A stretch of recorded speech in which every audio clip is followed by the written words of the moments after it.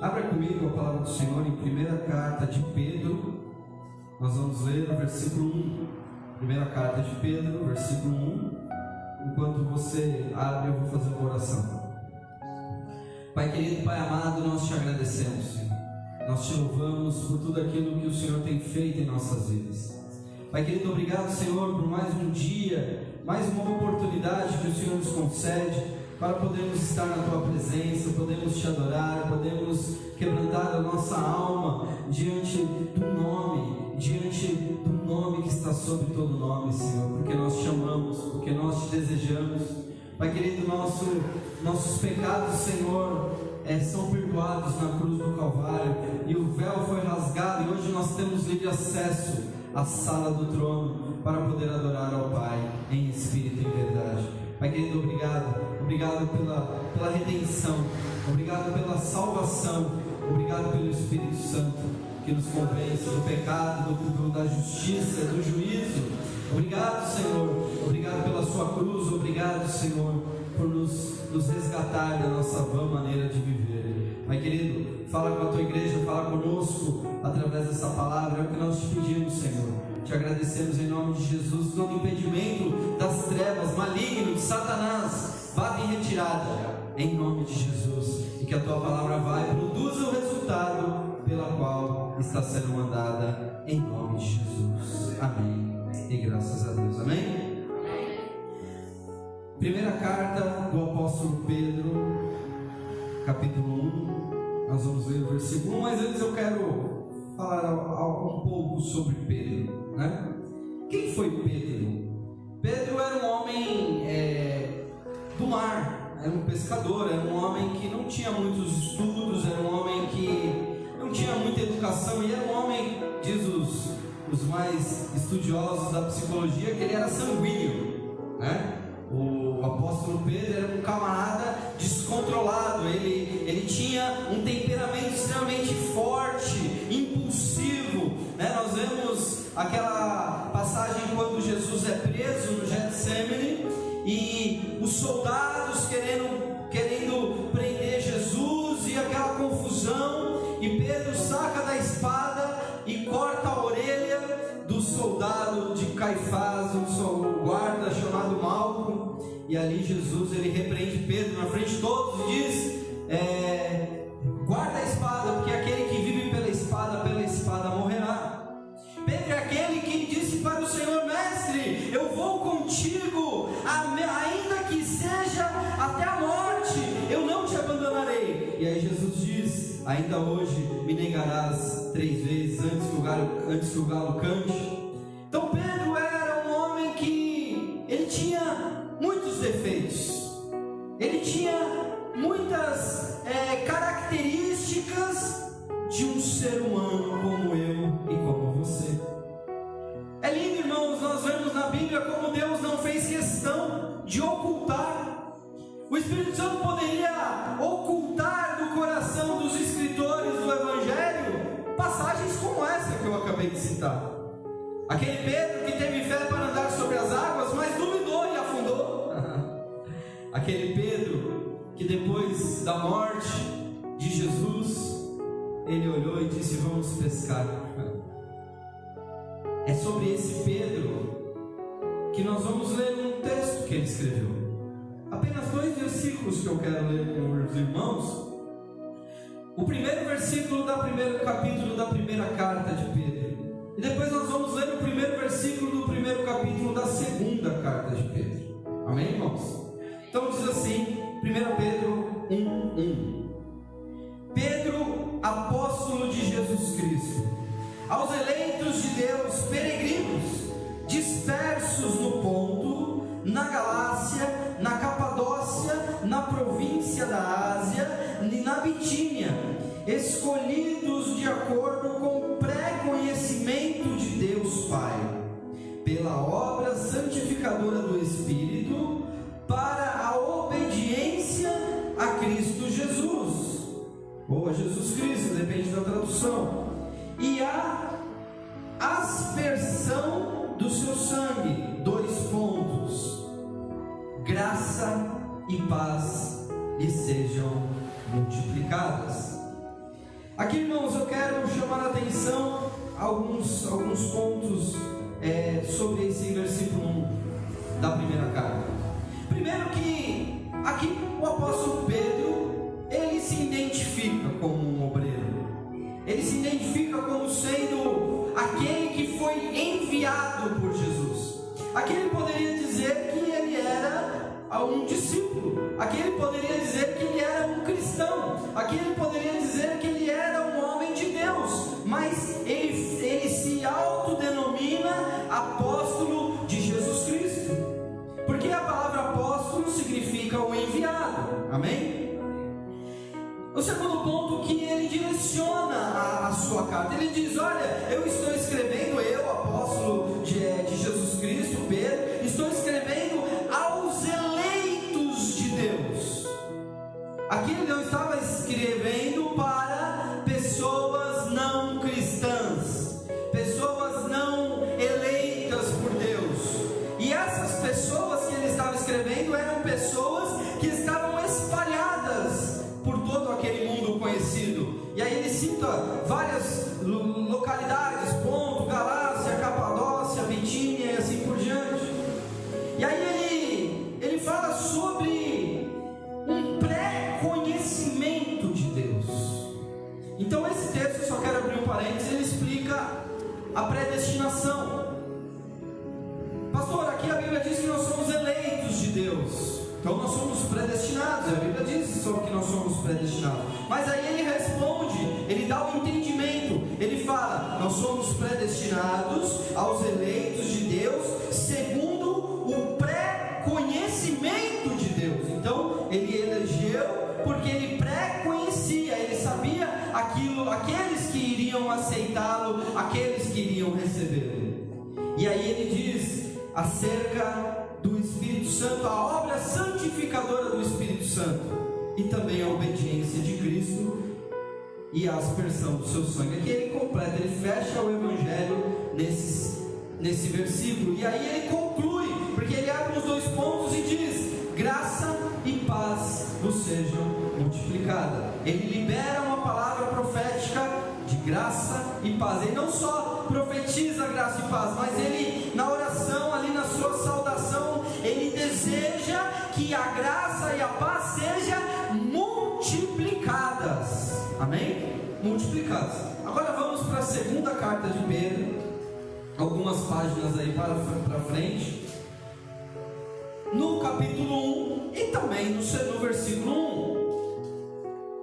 Vamos aqui também ver a saudação de Jesus, de Pedro, na sua segunda carta. Ele diz: Simão Pedro, servo e apóstolo de Jesus. Aqui ele não fica só no apóstolo, mas ele já acrescenta que, mesmo sendo ele um apóstolo, ele era servo.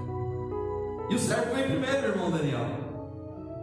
Antes de mencionar o chamado, ele assumiu que era servo.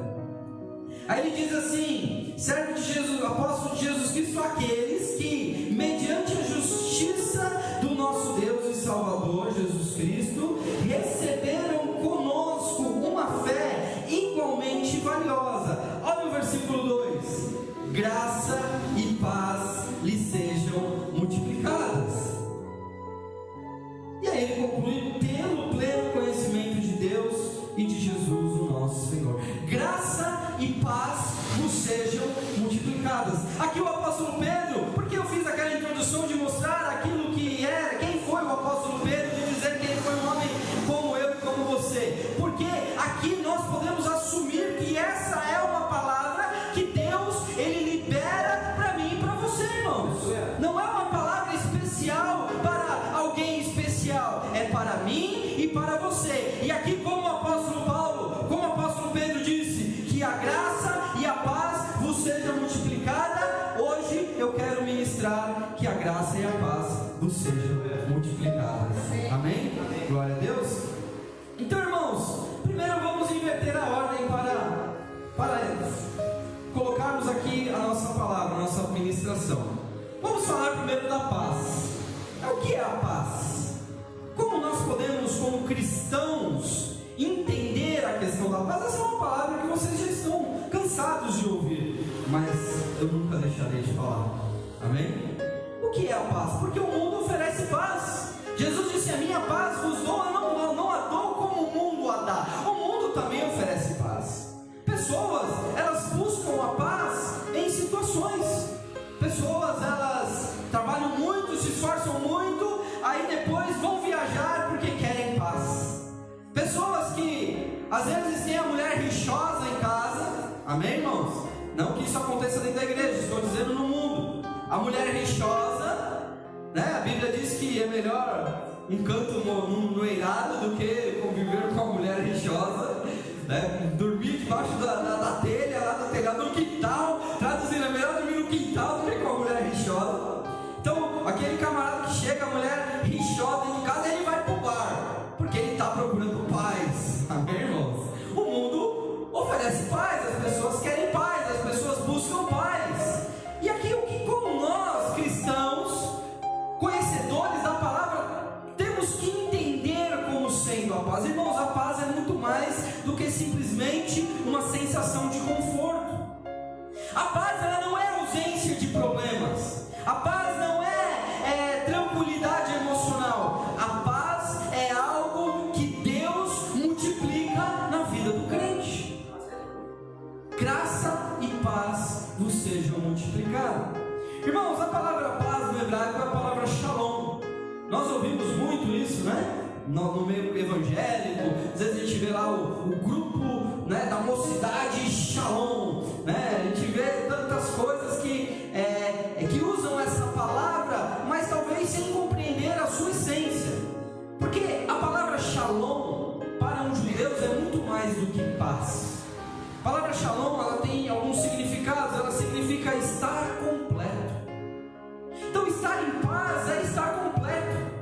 Ou seja, estar completo não significa que eu tenho tudo. Estar completo significa que eu não preciso de mais nada.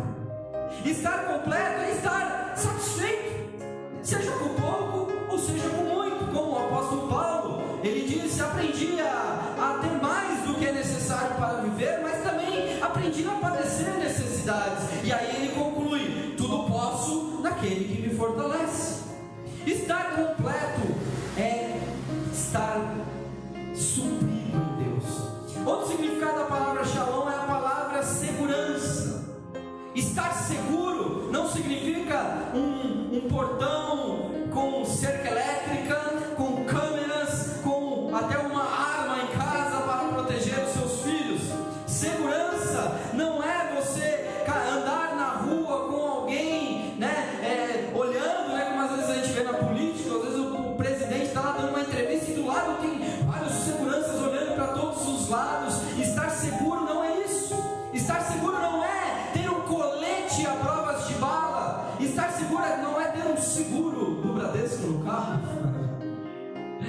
A gente está na Brasilândia há 3 anos. Eu venho para cá 3 vezes, 2 vezes por semana pelo menos, e eu não tenho seguro no meu carro, amém, irmãos?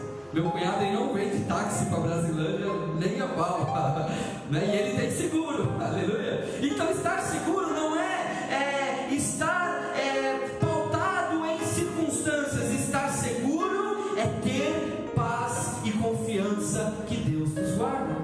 A Bíblia diz: porque se o Senhor não guardar a cidade, em vão vigia a sentinela. É em vão, irmãos. O Senhor é aquele que nos guarda. A Bíblia diz que Ele acampa os seus anjos ao redor daqueles que o temem e os buscam e os livra de todo mal. O Senhor nos livra, Ele nos guarda.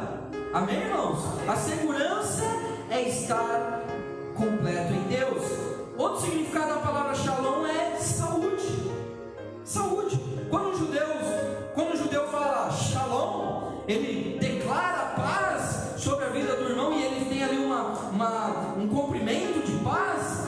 Ele está desejando que aquela pessoa tenha também saúde. A paz também traz consigo o bem-estar do corpo, o corpo físico, saudável. A palavra shalom significa prosperidade. Prosperidade não é ter tudo o que quer. Prosperidade é ser bem sucedido naquilo que faz. Então você talvez tenha lá um carrinho de pipoca, né, na frente da faculdade, e você está próspero, abençoado, porque Deus está prosperando a obra das suas mãos. Amém, irmãos? Então, nós temos a tão famosa teologia da prosperidade, que promete que você vai vir para a igreja, que você vai fazer o voto, e que tudo na sua vida vai ser maravilhoso, a sua vida financeira vai... Irmãos, isso não é paz. Paz é prosperar no pouco que faz, ou no muito que faz, porque quanto maior é a responsabilidade, maior é a prosperidade que você precisa ter para poder fazer aquilo que lhe foi imposto. A palavra shalom significa sossego, tranquilidade. A palavra shalom significa contentamento e até mesmo amizade. Ter paz é ter amigos. Não adianta a pessoa isolada ficar dentro de casa, não tem amigos e fala, eu não me misturo com ninguém porque eu quero paz. Irmão, isso não é paz. E paz é ter amigo. Coisa boa é ter amigo, né, irmãos? Coisa boa é você estar com uma dificuldade, ter alguém para compartilhar. Coisa boa é você, diante de uma situação difícil, os amigos se reúnem para te ajudar, para orar por você, né, para ali te estender uma mão, te dar uma palavra. Isso é paz. Paz é ter amigos. E é isso que proporciona a igreja. A palavra no grego, que é do Novo Testamento para paz, é a palavra heirene. Essa palavra heirene tem uma conotação muito mais messiânica do que natural de bem-estar do homem. A palavra paz, no sentido do Novo Testamento, a palavra heirene, significa a paz do Messias, o caminho que leva à paz, a salvação, o estado tranquilo de uma alma que tem certeza da sua salvação através de Jesus Cristo. A paz do Evangelho é ter a certeza da salvação. Por isso que eu já abri aqui falando sobre predestinação, porque existe uma confusão dentro do meio evangélico entre calvinistas e arminianos, e que aquela ideia de uma vez salvo, salvo para sempre, e aquele que está perdido, perdido para sempre. Irmãos, ter paz é ter a certeza da salvação. Amém, irmãos? Se você foi escolhido por Deus, é porque você está salvo. Se você foi escolhido, se você foi predestinado, é porque Deus, Ele te deu a paz de certeza da salvação. Irmãos, infelizmente hoje, se nós numa igreja pedimos para as pessoas levantarem a mão, aquelas que têm certeza da sua salvação, talvez as pessoas elas não levantem. Nem todos levantam, porque existe ainda aquela ideia da meritocracia, né? Aquela ideia de que eu preciso merecer a minha salvação. Irmão, se eu fosse merecer a minha salvação, eu já estaria condenado. Nós não merecemos a salvação, amém? Então ter paz com Deus é ter a salvação. E aí, irmãos, em 2 Tessalonicenses capítulo 3, versículo 16, a palavra do Senhor diz assim: o próprio Senhor da paz lhes dê a paz, em todo tempo e de todas as maneiras.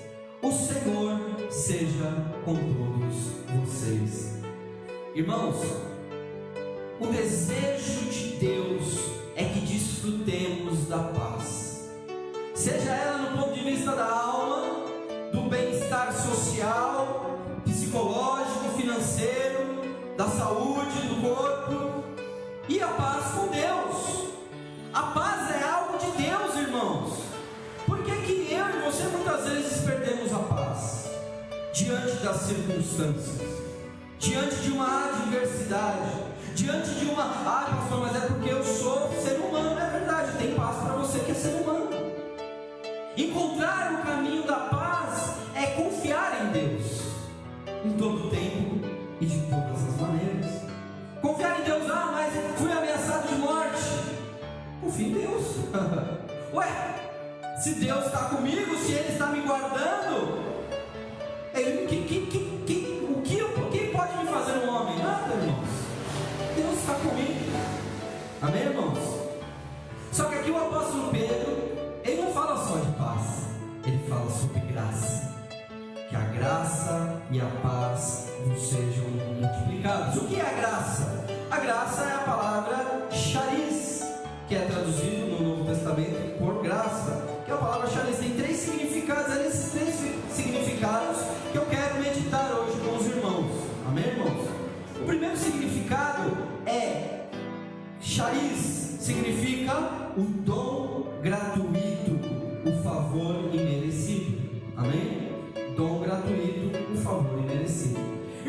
se eu penso na graça que me é multiplicada como algo que eu não mereço, então logo eu preciso ter confiança na graça. Amém, irmãos?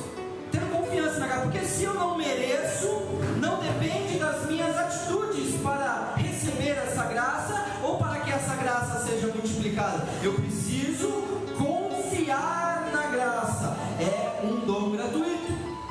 Então, irmãos, em Hebreus capítulo 4, versículo 15 e 16, diz assim a palavra do Senhor: porque não temos um sumo sacerdote, falando de Jesus, que não possa compadecer-se das nossas fraquezas, porém um que, como nós, em tudo foi tentado, mas sem pecado. Versículo 16: cheguemos, pois, com confiança ao trono da graça, para que possamos alcançar misericórdia e achar a graça, a fim de sermos ajudados em tempo oportuno.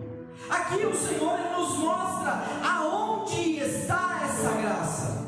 Essa graça está no trono de Deus. Achegai-vos, pois, com confiança no trono da graça, para receber graça, para achar graça, para receber misericórdia. A misericórdia e a graça andam juntos, é dentro do mesmo pacote. Quando você ganha a graça, vem com ela a misericórdia, porque se Deus não tivesse misericórdia de mim, pecador, Ele não conseguiria me dar a graça não me alcançaria, mas eu sou alcançado da graça, logo sou um filho da misericórdia do Pai. Amém? Deus, Ele te ama do jeito que você é, Ele conhece a sua fraqueza, Ele tudo foi tentado, como diz a palavra, como nós, Ele sentiu, Ele sabe, Ele viveu, Ele te conhece, Ele sabe a sua estrutura, Ele sabe que tem hora que você perde o rumo mesmo, Ele sabe que tem hora que você peca mesmo, Ele sabe, e mesmo assim Ele diz: achegai-vos com confiança. Chegai-vos com confiança. Pessoas se abstêm da graça, crentes, irmãos fiéis, irmãos generosos, irmãos piedosos, se abstêm da graça e auto-abstêm da graça por achar-se indignos dela. Irmão, se eu e você formos e se nos acharmos indignos, nós estamos perdidos, porque nós somos indignos mesmo. Nós não recebemos graça por mérito, a graça é um favor imerecido. Amém? Glória a Deus. Em Tito capítulo 3, versículo 7, a palavra diz assim: para que, sendo justificados pela sua graça, sejamos feitos herdeiros segundo a esperança da vida eterna. Nós somos justificados segundo a graça dele. É pela graça que nós temos paz com Deus, é pela graça que nós temos as nossas culpas perdoadas, nós somos justificados. Irmãos, não é licença para pecar, entenda, mas você precisa entender que a natureza que você habita, o seu corpo, a sua natureza, ela é pecaminosa, irmãos. E por mais santo que você moralmente pareça, ainda assim você tem pecados.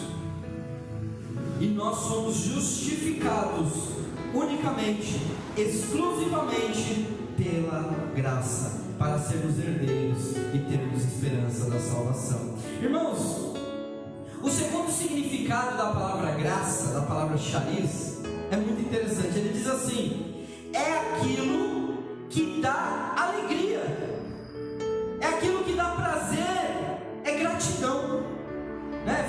Teve uma moda aí nas redes sociais da palavra gratidão, né? As pessoas, elas estavam ali falando, aí não fala, tipo, tá falando com você, em vez de falar assim: puxa, eu sou muito grato, a pessoa fala gratidão, tipo, joga a palavra lá solta. Essa palavra gratidão significa graça, a graça de você viver no mundo, uma graça que Deus nos dá, que Deus, Ele nos concede e nos multiplica, uma graça para viver no mundo. Porque, irmãos, para viver no mundo é pela graça, irmãos. Ter prazer, ter alegria gratidão é só através da graça. Nós vemos as pessoas totalmente murmurando, as pessoas que reclamam de tudo. Se está sol é porque está muito calor, aí se chove é porque está chovendo, sabe? As pessoas não têm satisfação, não têm alegria. Nós vemos as pessoas reclamando porque se tem emprego o salário é baixo, mas quando está desempregado não tem emprego, e aquela coisa tudo, sabe? É uma falta de prazer para viver no mundo, é uma falta de graça para viver no mundo. A graça para viver no mundo, olha que interessante, 2 Coríntios capítulo 1 versículo 12, diz assim a palavra do Senhor: porque a nossa glória é esta, olha como o apóstolo Paulo começa: o testemunho da nossa consciência de que com simplicidade e sinceridade de Deus, não de sabedoria carnal, mas na graça de Deus, temos vivido no mundo. Na graça de Deus temos vivido no mundo de modo particular e de modo particular convosco. Irmãos, aqui o apóstolo Paulo ele fala que não é, sabe, pela glória que eles vivem, mas é pela graça, irmãos, a graça que o Senhor nos concede para viver no mundo. Deus ele sabe que você lá no trabalho muitas vezes vai estar do lado de um cara que fala palavrão. Você sabe, Deus sabe que você, quando estiver lá na escola, vai se juntar com os seus colegas e ali eles vão falar de coisas indecentes, imorais. Mas existe uma graça para você viver no mundo. Existe um lugar escondido em Deus para que você se alegre e você não critique, não se afaste daquele que está do teu lado que fala palavrão em nome da religião. Essa semana eu mostrei, a Eloá foi para a escola hoje e ela foi fantasiada de Minnie, né? Foi com o vestidinho lá, cheio de pintinho. E aí eu tava com uma menina lá, não evangélica, e ali eu peguei a foto, mostrei para ela e falei assim: olha, minha filha, né, vai para a escola, olha que legal. Nossa, que linda, não sei o que. Ela falou assim: mas vocês podem ir no carnaval? Eu falei assim: irmã não falei irmã porque ela não compartilha da mesma fé. Eu falei assim: olha, não é uma questão de religião, é uma questão da liberdade de estar em Deus, de crer. Não é mente, é coração, sabe? E ali e aos poucos eu vou evangelizando pela minha maneira de viver. Não é agora você fala: carnaval é de Satanás. Eu sei que é. Aí daqui a pouco os irmãos vamos pro Sandol, vamos pro bloquinho da Brasilândia, porque o pastor disse que tudo bem. Não estou dizendo que tudo bem não, irmão. Amém, irmãos? Glória a Deus. Mas existe uma graça para viver no mundo. Existe uma graça para você estar às vezes em meio a situações difíceis. Ai pastor, hoje está difícil, hein? Viu aquele versículo do Salmo 1 que nós não podemos sentar na roda dos escarnecedores? Irmãos, senta na roda dos escarnecedores e evangeliza os escarnecedores. Leva os escarnecedores para Jesus. Amém, irmãos? Glória a Deus. Irmãos, não dá tempo mais. Jesus está voltando. Não dá tempo mais de ficar com mimimi evangélico, com mimimi de eu não me misturo porque eu sou crente. Irmão, vai mesmo, vai mostrar que Deus é na sua vida, vai mostrar o que Deus tem feito na sua vida e evangeliza as pessoas, tira as pessoas do mundo. Porque talvez a sua mente não é fraca e você tem medo de ir para não cair, né? Aí eu te aconselho a ficar em casa. Existe uma graça para viver no mundo. E eu quero terminar aqui, porque hoje o relógio ele foi contra mim, né? Eu quero falar sobre que o chamado de Deus é pela graça. Porque olha que interessante, o terceiro significado da palavra charis significa privilégio e generosidade. Ser chamado de Deus, ter um chamado de Deus na nossa vida é um privilégio, é uma generosidade de Deus. Não é porque nós mereçamos, mas é porque Ele nos escolheu. Por quê? Eu não sei. Porque a graça dele está sobre as nossas vidas, porque a graça dele nos basta. Olha o que diz em Gálatas, capítulo 1, versículo 15. Mas quando aprouve a Deus, que desde o ventre da minha mãe me separou e me chamou pela sua graça. Desde o ventre da minha mãe, aqui o apóstolo Paulo está dizendo que desde o ventre da mãe dele, Deus já o tinha chamado e o separado pela graça. Não foi pelo que ele era ou pelo que ele poderia trazer de bom, alguma coisa de bom. Não, Paulo, ele está afirmando que ele foi chamado e separado pela graça de Deus. Em Efésios 3, 7 a 10 diz assim, 3, 7 e 8, do qual fui feito ministro, o apóstolo Paulo falando, pelo dom da graça de Deus, do qual fui feito ministro, pelo dom da graça de Deus, que me foi dado segundo a operação do seu poder. A mim, o mínimo dos santos, de todos os santos, me foi dada esta graça, de anunciar entre os gentios, por meio do Evangelho, as riquezas incompreensíveis de Cristo. O chamado é pela graça, irmãos. O chamado é pela graça. Às vezes nós encontramos dificuldade na igreja dos irmãos serem reconhecidos como obreiros, serem reconhecidos pelo pastor. Mas, irmãos, Deus, Ele tem um chamado na minha vida e na sua vida, e esse chamado não é pelo seu mérito, é pela graça, a qual fui ministro pela generosidade de Deus. Vamos trocar um pouquinho a palavra graça por generosidade? Porque Deus me enviou para pregar o Evangelho, que me foi dado esta generosidade de Deus, esse privilégio de Deus. Amém, irmãos? Glória a Deus. Irmãos, e agora eu fecho com a seguinte afirmação: somente através de Cristo que é possível ter acesso às abundantes riquezas da graça de Deus. Efésios capítulo 2, versículos 6 e 7 diz assim: e nos ressuscitou juntamente com Ele e nos fez assentar nos lugares celestiais em Cristo Jesus, para mostrar nos séculos vindouros as abundantes riquezas da sua graça, pela sua benignidade para conosco em Cristo Jesus. Irmãos, existe uma abundante riqueza da graça de Deus. A graça de Deus é abundante. Irmãos, Deus, Ele tem muito mais graça do que você imagina. Deus, Ele tem muito mais misericórdia do que eu e você podemos assimilar na misericórdia, compreender. Logo a gente já se julga, logo a gente já se condena. Irmãos, precisamos compreender a graça. Precisamos que essa graça, que essa paz seja muito